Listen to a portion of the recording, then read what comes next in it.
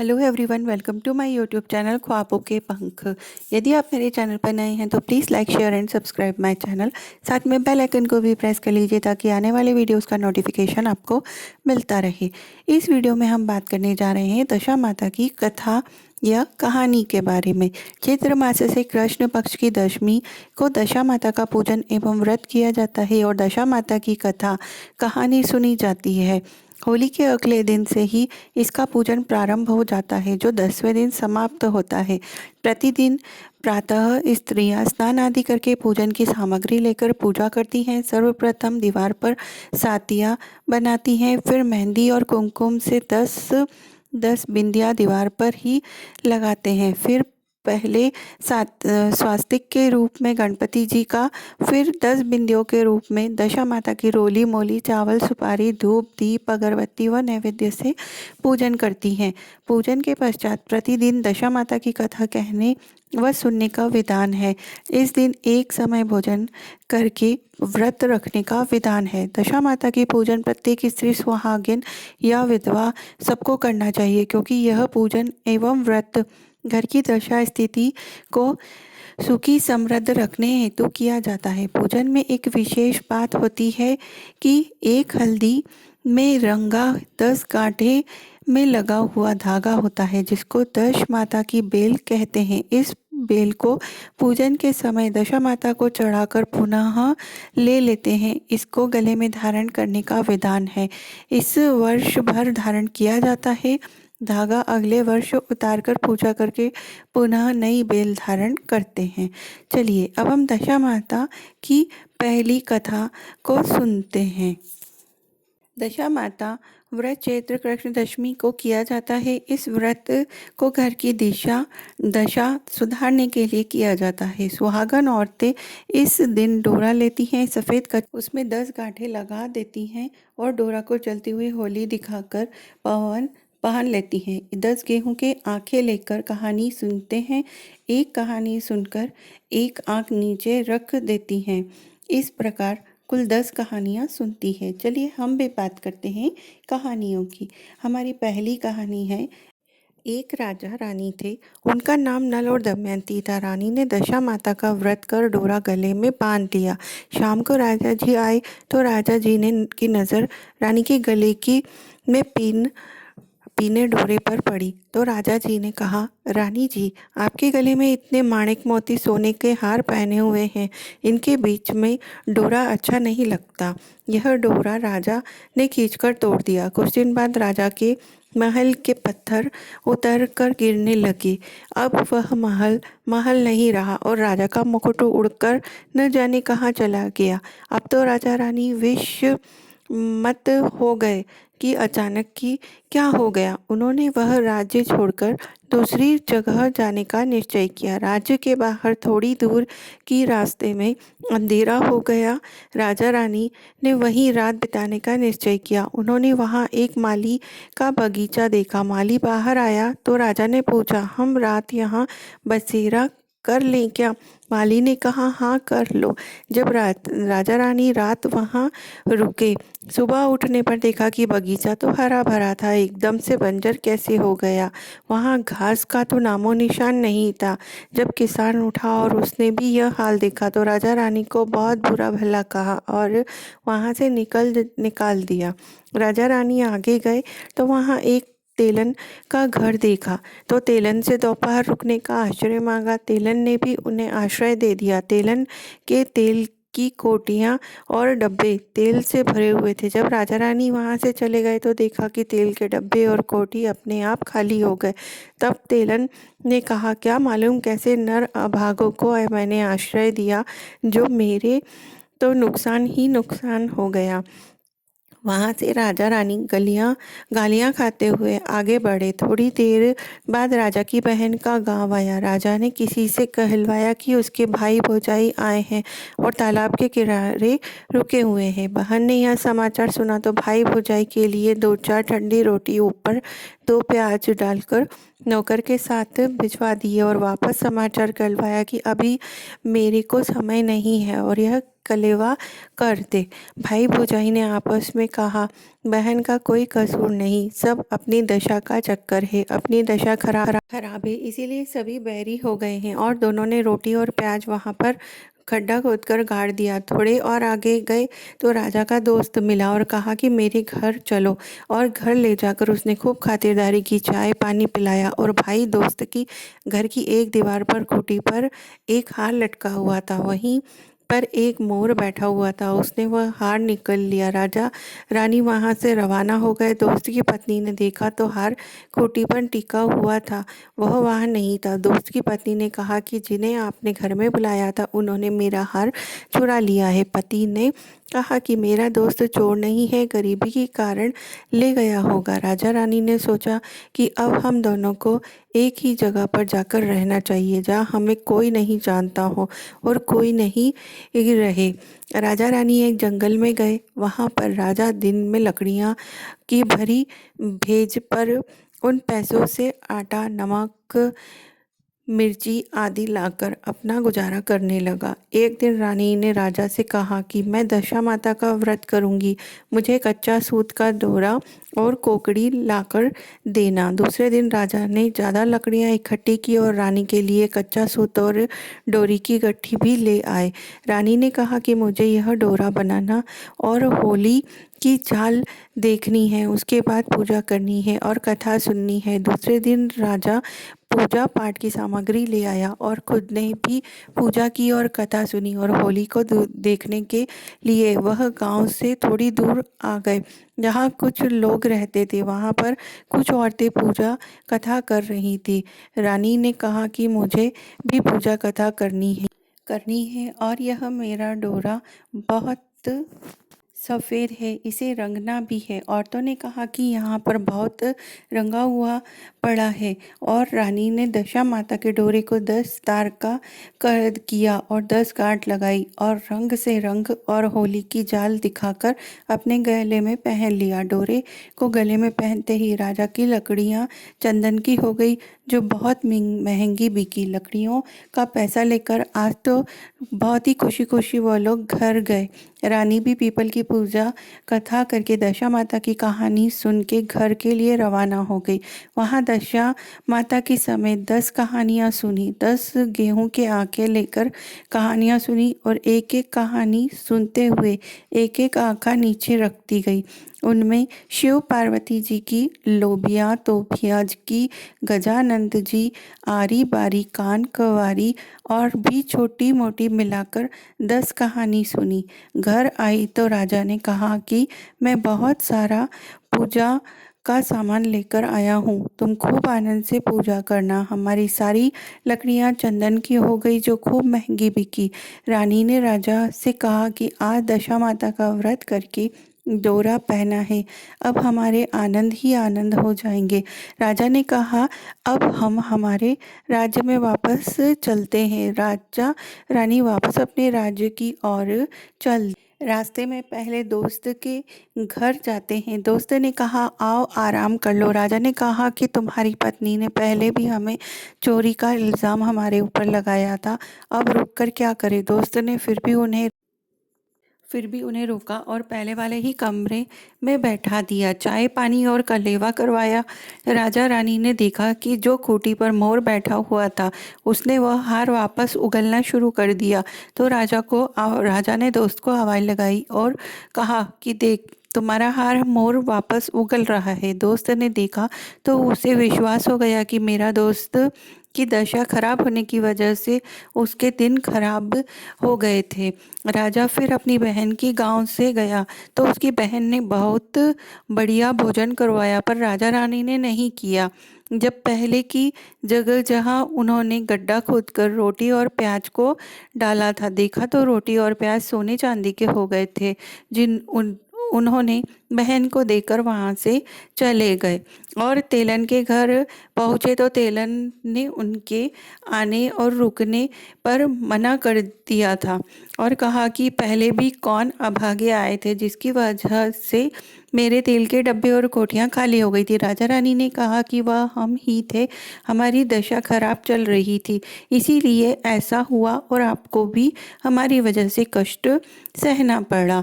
तेलन ने घर रुक वो तेलन के घर रुक गए तो तेलन ने देखा कि उसके सारे डब्बे और कोठियाँ वापस से तेल से भर गए थे। आगे आकर उन्होंने माली के बाग में विश्राम किया तो वापस खेत व बाग बगीचा हरा भरा हो गया। प्रजा को पता चला कि राजा रानी आ रहे हैं तो वो बहुत खुश हुए। राज्य में जाते ही रानी ने वापस से वह धागा डोरा जो था उसे वापस से पहन लिया तो महल वापस खड़ा हो गया और राजा रानी ने दशा माता की जय जयकार की। हे दशा माता, जैसा राजा रानी का टूटा वैसे दशा माता की कथा कहने वाले को, दशा माता की कथा सुनने वाले को, वह हुकार भरने वाले सभी को टूटना, सभी की दशा है दशा माता ठीक करना। मैं आशा करती हूँ कि आप सभी को दशा माता की कहानी पसंद आई होगी।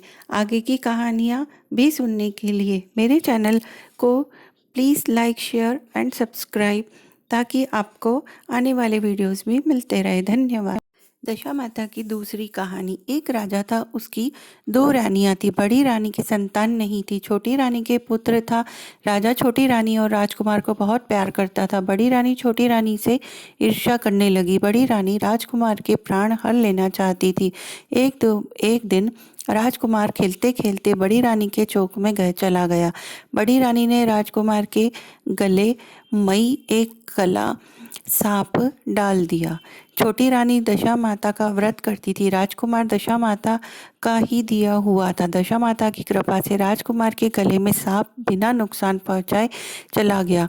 दूसरे दिन बड़ी रानी ने लड्डुओं में जहर मिलाकर राजकुमार को खाने के लिए दिया। राजकुमार जैसे ही लड्डू खाने लगा तो दशा माता एक दासी का रूप धारण कर आई और राजकुमार के हाथ से लड्डू छीन लिया। बड़ी रानी का यह वार भी खाली गया। रानी को बड़ी चिंता हुई कि किसी भी तरह से राजकुमार को मारना है। तीसरे दिन जब राजकुमार फिर बड़ी रानी के आंगन में खेलने गया तो रानी ने उसे पकड़कर गहरे कुएं में धकेल दिया। चूंकि कुआं बड़ी रानी के आंगन में बना था इसलिए किसी को भी पता नहीं चला कि राजकुमार कहाँ गया। लेकिन जैसे ही बड़ी रानी ने राजकुमार को कुएं में धकेला तो दशा माता ने उसे बीच में ही रोक लिया। इधर दोपहर हो जाने पर राजकुमार के न लौटने पर राजा व छोटी रानी को चिंता सताने लगी। दशा माता को भी इस बात की चिंता हुई। राजकुमार को उसने माता पिता के पास किस प्रकार पहुंचाया जाए। राजकुमार को तलाश करने वाले कर्मचारी निराश होकर बैठ गए। राजा व छोटी रानी पुत्र शोक में रोने लगे। तब दशा माता ने भिखारी का रूप धारण किया और राजकुमार को गले से लगाए राजद्वार पर पहुंच गए। वह राजकुमार को एक वस्त्र में छिपाए हुए भिक्षया मांगने लगी। सिपाहियों ने उसे धुतकार कर कहा, तुझे भिक्षा के पड़ी है, यहाँ राजकुमार खो गया है। सारे लोग दुख और चिंता से व्याकुल हो रहे हैं। इस पर दशा माता बोली, भाइयों, पुण्य का प्रभाव बड़ा ही विचित्र होता है। यदि तुझे भिक्षा मिल जाए तो संभव है कि खोया हुआ राजकुमार तुम लोगों को मिल जाए। यह कहकर वह देहरी पर पैर रखने लगी। सिपाहियों ने उन्हें आगे बढ़ने से रोका। उसी समय दशा माता ने वस्त्र हटाया पैर पे से और सिपाहियों ने समझा कि कुंवर उसके हाथ में है इसलिए उसे अंदर जाने दिया। दशा माता कुंवर को लिए हुए भीतर चली गई। उसने राजकुमार को चौक में छोड़ दिया और वापस चली गई। परंतु रानी ने दशा माता रूपी भिखारिन को देख लिया था। उसने कहा कि खड़ी रहो और कौन हो तुमने 3 दिन मेरे बेटे को छिपा कर रखा, तुमने ऐसा क्यों किया? तुम्हें मेरे इस प्रश्न का उत्तर देना होगा। दशा माता उसी समय ठहर गई। उन्होंने बताया कि मैं तुम्हारे पुत्र की चोरी करने वाली नहीं हूँ, मैं तो तुम्हारी आराध्य देवी दशा माता हूँ। मैं तुम्हें सचेत करने आई हूँ कि बड़ी रानी तुम पर ईर्ष्या रखती है। एक बार उसने तुम्हारे पुत्र को गले में काला सांप डाला था जिससे मैंने भगाया। दूसरे दिन उसके हाथ से मैं छीन कर ले गई उसने जो लड्डू में जहर डाला था, और तीसरे दिन उसने आंगन के कुएं में उसे धकेल दिया था और मैंने इसी बीच उनसे रोककर तुम्हारे बालक की रक्षा की है। इस समय मैं भिखारिन के वेश में तुम्हें सचेत करने आई हूँ। यह सुनकर छोटी रानी दशा माता के पैरों में गिरकर क्षमा मांगने लगी। छोटी रानी विनती भाव से बोली, जैसी कृपा आपने मुझ पर दर्शन देकर की है, मैं चाहती हूँ कि आप सदैव इस महल में निवास करें। मुझसे जो सेवा पूजा होगी मैं वो करूँगी। इस पर दशा माता बोली कि मैं किसी घर में नहीं रहती। जो श्रद्धापूर्वक मेरा ध्यान स्मरण करता है, मैं उसी के हृदय में निवास करती हूँ। मैंने तुम्हें साक्षात दर्शन दिए हैं, इसलिए तुम सुहागिनों को बुलाकर उन्हें यथाविधि आदर सत्कार के साथ भोजन कराओ और नगर में ढिंढोरा पिटवा दो कि सभी लोग मेरा डोरा ले और व्रत करें। इतना कहकर दशा माता अंतर ध्यान हो गई। रानी ने अपने राज्य की सौभाग्यवती स्त्रियों को निमंत्रण देकर बुलाया और उपटन से लेकर शिरोभूषण श्रृंगार कर उनकी यथाविधि सेवा की और इसी प्रकार अपनी पूजा को संपन्न कर और सभी को दशा माता का डोरा दिया और सभी को बताया कि सभी को दशा माता का डोरा पहनना चाहिए पूजा के बाद। इससे घर परिवार और सबकी रक्षा होती है। दशा माता व्रत की तीसरी कथा। एक घर में सास बहू रहती थी। बहू का पति परदेश में गया था। एक दिन सास ने बहू से गांव में से आग लगाकर भोजन पकाने को कहा। बहू गांव में आग लाने गई, पर किसी ने भी उसे आग नहीं दी और सभी ने कहा कि जब तक दशा माता की पूजा नहीं हो जाती तब तक आग नहीं मिलेगी। बेचारी बहू खाली हाथ घर लौट आई। उसने सास को बताया कि गांव भर में आज दशा माता की पूजा है, इसलिए कोई आग नहीं दे रहा है। शाम हो जाने पर सास आग लेने गांव के में गई तो स्त्रियों ने उसे आराम से बिठाया और कहा कि सुबह तुम्हारी बहू आग लेने आई थी, परंतु हमारे यहाँ पूजा नहीं हुई थी, इसलिए आग नहीं दे सकी। सास आग लेकर अपने घर पहुंची थी कि एक आदमी बछड़ा लिए आया। उसने पीछे एक गाय थी। स्त्री ने उससे पूछा कि यह गाय का पहला बच्चा है क्या? आदमी ने उत्तर दिया हाँ। उसने फिर कहा कि बछड़ा है या बछिया? उसने जवाब दिया कि बछड़ा है। सास ने घर जाकर बहू से कहा, आओ हम दोनों भी दशा माता का डोरा ले आए और व्रत करें। दोनों सास बहू ने डोरा लिया। सवेरे से व्रत आरंभ किया। 9 व्रत पूरे हो जाने पर 10वें दिन डोरे की पूजा की। सास बहू दोनों ने मिलकर गोल गोल 10-10 अर्थात कुल 20 फेरे लगाए। 21वां बड़ा फेरा गाय को लगा दिया। पूजन समाप्त होने पर सास बहू दोनों पारण करने बैठी। उसी समय बुढ़िया के बेटे ने परदेश से लौटकर दरवाजे पर आवाज़ लगाई। आवाज़ सुनकर माँ ने मन में सोचा कि क्या हुआ, थोड़ी देर बेटा दरवाजे पर ही खड़ा रह जाएगा, मैं पारण करने के बाद दरवाज़ा खोलूँगी। इधर बहू ने आवाज़ सुनी तो उससे रुकने का साहस नहीं हुआ। उसने अपनी थाली का अन्न इधर उधर करके झट से पानी पीकर उठ गई और उसने जाकर दरवाज़ा खोला। पति ने उससे पूछा कि अम्मा कहाँ है? तो बहू ने उत्तर दिया कि वह तो अभी पारण कर रही हैं। तब पति बोला, मैं तुम्हारे हाथ का जल भी नहीं पीऊँगा, क्योंकि मैं 12 बरस में घर आया हूँ। इतने दिनों तक न जाने तुम किस प्रकार रही होंगी। अम्मा आएंगी, वह जल लाएंगी, तभी मैं जल पीऊँगा। यह सुनकर स्त्री चुपचाप बैठ गई। इतने में उसकी अम्मा पारण कर अपनी थाली धोकर पी चुकी। तब वह लड़के के पास गई। उसने माँ के पैर छुए। अम्मा उसे आशीर्वाद देकर बेटे को घर में ले आई। माता ने थाली परोस कर दी। बेटा भोजन करने लगा। उसने हाथ में पहला ग्रास ही लिया था कि फेरों के वो टुकड़े जो बहू ने अपनी थाली में फेंक दिए थे, उसने माँ अपने बेटे के सामने आने लगी। बेटे ने माँ से पूछा, यह सब क्या हो रहा है? माँ बोली, मैं क्या जानूँ बेटा, बहू जाने। यह सुनकर बेटा आग बबूला होकर बोला, ऐसी बहू मेरे किस काम की जिसने चरित्र की तुम साक्षी नहीं हो। उसको मैं घर में नहीं रख सकता हूँ। इसे अभी घर से निकालो। यदि ये घर में रहेगी तो मैं घर में नहीं रहूँगा। माँ ने बेटे को व्रत का पारण का सब हाल बताकर हर तरह से समझाया, परंतु वह मानने को तैयार नहीं हुआ। वह यही कहता रहा कि इसे घर से बाहर करो, नहीं तो मैं इस घर में नहीं रहूँगा। जब लड़के का गुस्सा उतर गया तब बहू को बुला लूँगी। बुढ़िया ने बहू से कहा, देहरी के बाहर बाहर जाकर पेड़ के नीचे थोड़ी देर के लिए खड़ी हो जा। जब बहू पेड़ के नीचे खड़ी हुई तो पेड़ बोला, मुझसे हटकर खड़ी हो, मैं दशामाता के विरोधी को छाया नहीं दे सकता। इस पर वह वहाँ से चली गई। घड़ौची के पास गई तो घड़ौची बोली, मुझसे हटकर खड़ी हो, मुझ पर इतना भार घड़ों का होता है जितना तेरा है। वह यह हटकर घूरे ढेर पर खड़ी हो गई। घूरे का ढेर भी बोला, मुझ पर इतना भार कूड़े का है जितना तेरा, चल जा यहाँ से हटकर कहीं और खड़ी हो जा। इस प्रकार उसे कहीं भी खड़े होने की जगह नहीं दी किसी ने भी। वह अपने मन में बहुत दुखी हुई। वह जंगल में चली गई। जंगल में भूखी प्यासी घूमती फिरती एक सूखे कुएं में गिर पड़ी।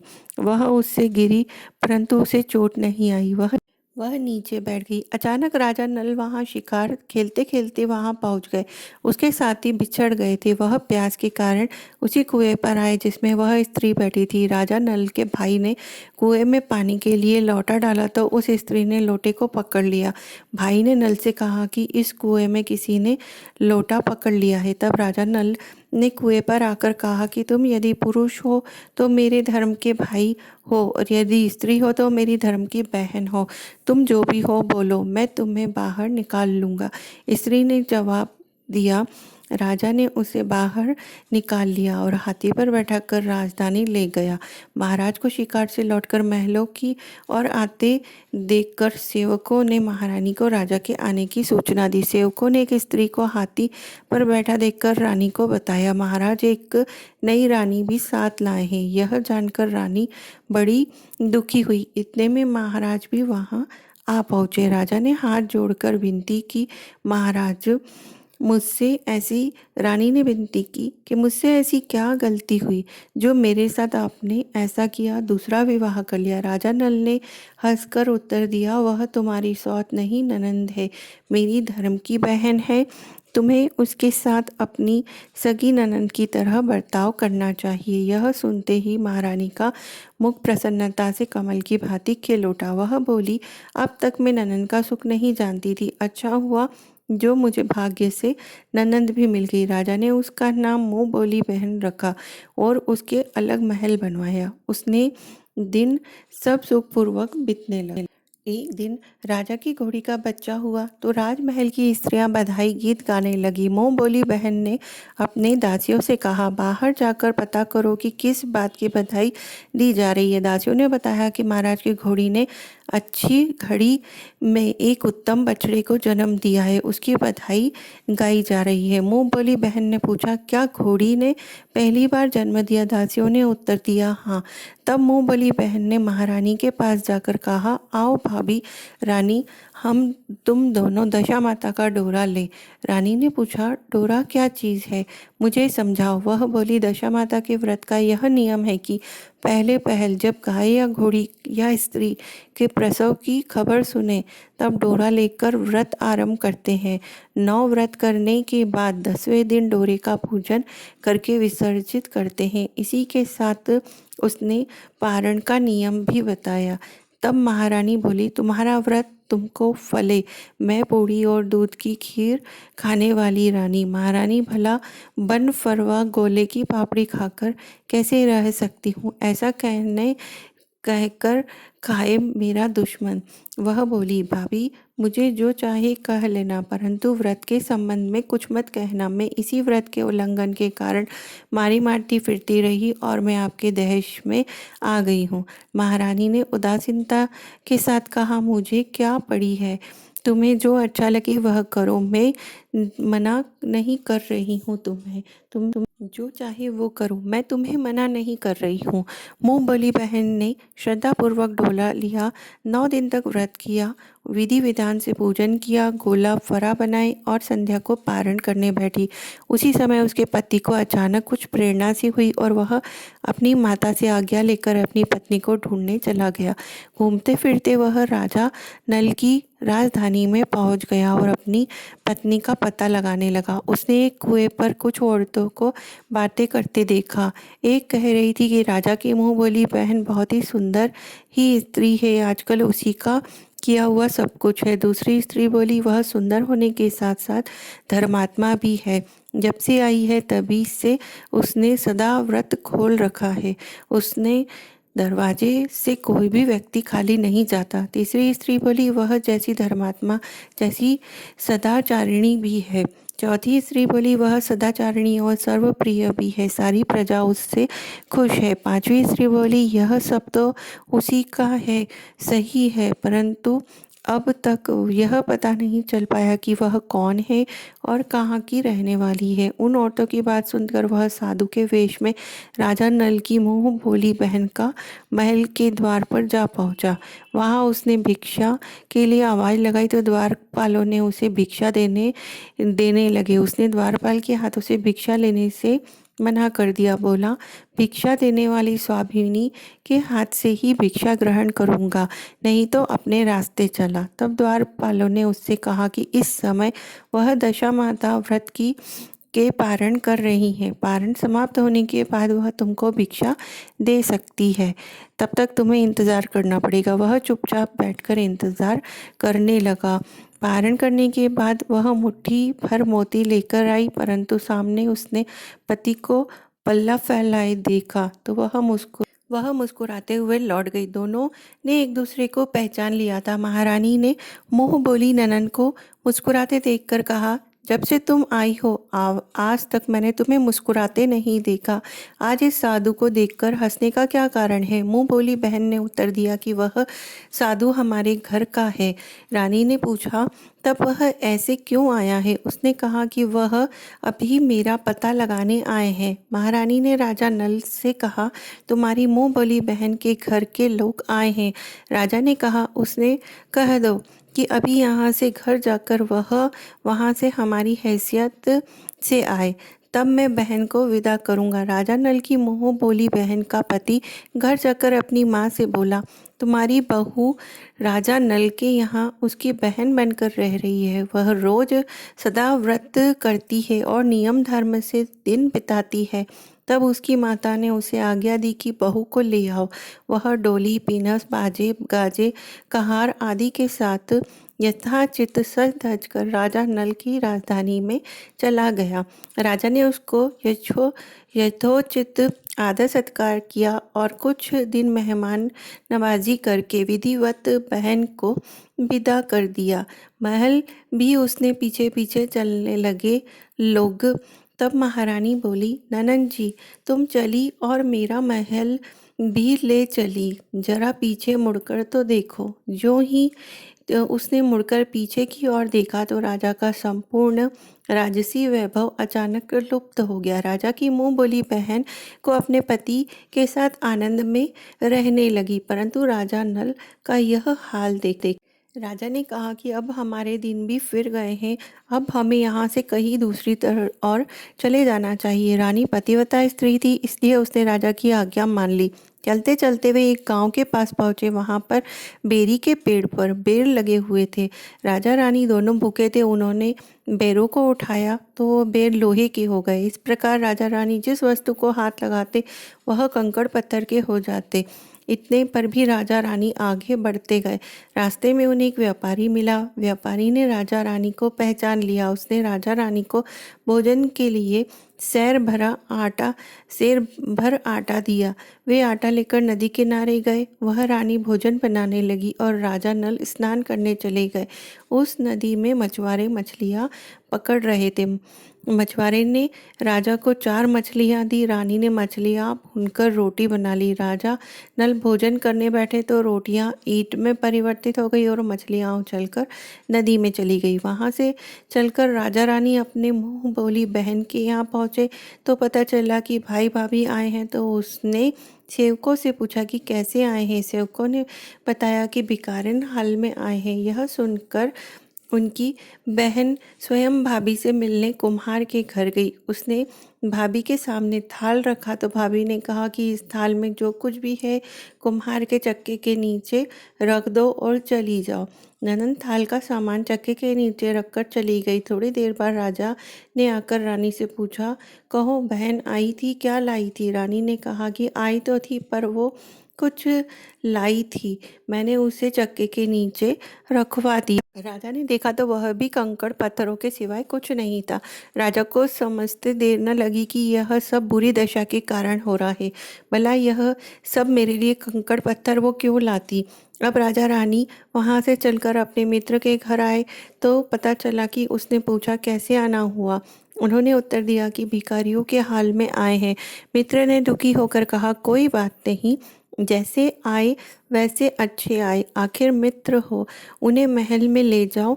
मित्र ने उन दोनों का स्वागत किया, स्वादिष्ट भोजन कराया। एक कमरे में उन्हें पलंग बिछवाकर उसमें खूंटी पर नौलखा हार टंगा था। आधी रात के समय राजा तो सो गए परंतु रानी जाग रही थी। रानी ने देखा कि हार वहीं खूंटी के पास दीवार में एक मोर का विचित्र बना हुआ है। मोर धीरे धीरे हाथ को निकल रहा है। रानी ने राजा को जगाकर यह दृश्य दिखाया। राजा ने सोचा कि यहाँ से चुपचाप भागना चाहिए, नहीं तो मित्र हमें ये समझेगा कि हम चोर हैं और हमने चोरी कर ली है। बेचारे राजा रानी उठकर जंगल की तरफ भाग चले। दोनों ने चलते चलते एक दूसरे की राजधानी में पहुंच गए। वहां अतिथि और भिक्षुओं को सदाव्रत दिया जाने जाता था। वो दोनों की सदाव्रत लेने गए परंतु उस समय सदाव्रत बंद हो चुका था। वे अधिकारियों ने कहा कि यहाँ लोग न जाने कहाँ से आए हैं कि इन्हें देने के लिए कुछ भी नहीं बचा। उन्होंने एक मुट्ठी चने दे दिए। उन्होंने इस प्रकार अनादर और कड़वी बातों सहित दान देकर अस्वीकार कर दिया। दानाध्यक्ष की निंदा करते हुए बोले कि ऐसी कंजूसी है तो सदाव्रत देने का नाम ही क्यों करते हो। दानाध्यक्ष बोला यह तो बड़ा घमंडी भिक्षु के भीख भी मांगता है और साथ में हवालात में डाल दूंगा तुझे, ऐसी अपशब्द भी बोलता है। इस प्रकार दोनों को एक कोठरी में बंद कर दिया। एक एक मुट्ठी चने दोनों के खाने के लिए मिलने लगे। जिस कोठरी में राजा रानी बंद थे उसी के पास आम रास्ता था। एक जमानदारी राजा की घुड़साल साफ कर उसी रास्ते से निकल रही थी। एक दिन वह बहुत देर से निकली। रानी ने उससे पूछा कि आज तुम्हें इतनी देर कैसे हो गई। वह बोली आज राजा की घोड़ी के बछड़ा हुआ था, उसकी टहल में देर हो गई। रानी ने पूछा कि घोड़ी का पहला प्रसव है क्या। जमानदारी ने बताया पहली बार। रानी ने फिर पूछा बछड़े हुआ या बछड़ी। जमादारी ने बताया कि बहुत अच्छा बछड़ा हुआ है। यह सुनकर रानी ने राजा से कहा कि एक बार तुम्हारे मुंह बोली बहन के डोरे का अनादर किया था, उसी दिन से हमारी दशा बदल गई है। आज हम भी दशा माता का डोरा हमें भी लेना चाहिए। राजा ने कहा परंतु यह पूजा की सामग्री कहाँ से आएगी, उसके नियम धर्म का पालन कैसे होगा। रानी ने उत्तर दिया दशा माता ही सब कुछ करेंगी, मैं तो उन्हीं का नाम लेकर डोरा लेती हूँ, फिर जो होगा देखा जाएगा। रानी ने तो तार राजा की पगड़ी से और एक तार अपने आंचल का लेकर अपना डोरा तैयार कर लिया। उसने समय से व्रत करने लगी। थोड़ी देर में वहाँ का राजा अपनी घोड़ी को लेकर उसी रास्ते से निकला। राजा ने नल दंपत्ति को देखा, कोठरी में बंद देखकर पूछा कि वे कौन लोग हैं, इनका क्या अपराध है। पहरेदारों ने कहा कि ये लोग भिक्षा लेने आए थे परंतु आशीर्वाद लेने के बदले गालियां देते थे, इसी कारण दानाध्यक्ष ने इन लोगों को कैद में डाल दिया है। राजा ने कहा यह तो इनका कोई अपराध नहीं, इनको मन वांछित भिक्षा नहीं मिली होगी इसलिए ये गालियां देने लगे होंगे। इनको संतुष्ट करना चाहिए, ना कि इन्हें कैद में करना चाहिए। इनको भी रिहा करो। राजा की आज्ञा से उसी समय दोनों को कोठरी से बाहर निकाल दिया गया। राजा उनके पांव में पद्म और माथे पर चंद्रमा देखकर पहचान गए कि यह तो राजा नल और रानी दमयंती है। इस पर दोनों के हाथों से हाथ जोड़कर क्षमा मांगी और हाथी पर बैठाकर अपने महल में ले गए। कुछ दिन तक राजा वहीं रुके। उन दोनों ने पूरे राजसी ठाट के साथ अपनी राजधानी और प्रस्थान किया। रास्ते में वे पहले मित्र के यहाँ पहुँचे। मित्र ने उनकी खबर सुनी तो उन्हें वहीं पर राजसी ठाट के साथ में उसी जगह पर रोका, लेकिन राजा ने मना कर दिया कि तुमने हम पर आरोप लगाया था चोरी का, इसलिए। लेकिन फिर भी उनके इतना बोलने पर, जोर जबरदस्ती करने पर राजा वहाँ रुकने के लिए तैयार हो गए। और जैसे ही वो वहाँ पर लेटे थे तो उन्होंने देखा कि मोर जो है वह वापस से वही जो उनका हार था वह उगलने लगा था। तो उन्होंने अपने मित्र को बुलाकर दिखाया। मित्र बोला कि मैंने तब भी तुमको चोर नहीं समझा था और ना ही अब समझता हूँ। यह दृश्य तुम्हारी बुरी दशा का फल है। आप निश्चिंत रहिए, मेरे मन में कोई मैल नहीं है, ना ही मैंने आपको चोर समझा है। जिस प्रकार राजा का आना चाहिए उसी प्रकार से आप आए हैं। उसने कहा, उनके मेरे महल ले आओ। जब नल का हाथी बहन के घर गया तब तक रानी ने कहा कि आप अपनी बहन के घर जाइए। वह कुमार के घर गई जहाँ पे उसने पाट के नीचे रानी ने जो भी भिजवाया था वह सब उसके नीचे रख दिया था, जो कि कंकड़ पत्थर का हो गया था। जैसे ही उन्होंने हटाया तो वह सब सोने चांदी के गहनों में बदल गया। यह सब देखकर वह चक्की को उठाकर सब लेकर ननन के घर पहुंच गई और उसने ननन से कहा कि तुम्हारा कोई दोष नहीं था, हमारी दशा बुरी थी, इसलिए यह सब चीज़ें कंकड़ पत्थर में बदल गई थी। उन्होंने अपनी तरफ से और सामान मिलाकर, जवाहरात मिलाकर ननन को वापस कर दिए, परंतु ननन को पूजा का न्योता देना भूल गई। वहाँ से चलकर राजा सूरा गाय के पास गए। गाय ने सेना सहित राजा को भरपेट दूध पिलाया। वहाँ से आगे चलकर नदी के तट पर पहुँचे, वहाँ पड़ाव डाला, भोजन बनाया। जब राजा भोजन करने बैठे तो उसी समय नदी में उछलकर गिरी हुई भुनाई मछलियाँ अपने आप थाली में गिर गई। वह रोटी जो ईंट बन गई थी वह फिर से रोटियां बन गई। राजा ने कहा, यह सब क्या हो रहा है, कुछ समझ में नहीं आ रहा है। रानी ने बताया कि ये सब रोटियां वही हैं जो हमारे नसीब में नहीं थी जब हमारा वक्त बुरा चल रहा था। यह समय कहते हुए कोई ना कोई बहाना बनना ही था। अब राजा रानी अपने राजधानी की ओर आगे बढ़े। जब राजा की फौज अपनी राजधानी के समीप पहुंची तो लोगों ने समझा कि दूसरे राज की राजधानी पर आक्रमण कर दिया है। वे घबरा गए, पर उन लोगों ने जब राजा और रानी को देखा तो वह बहुत खुश हो गए और उनके महल में आ गए। राजा रानी ने महल में प्रवेश किया। रानी ने तुरंत दशा माता की पूजा की प्रबंध किया। उसने उस पूजा में नगर की सब सौभाग्यवती स्त्रियों को बुलाया और उन सब को कहा कि सब प्रकार के पकवान बनाए गए जो कि भगवती को भोग लगते हैं।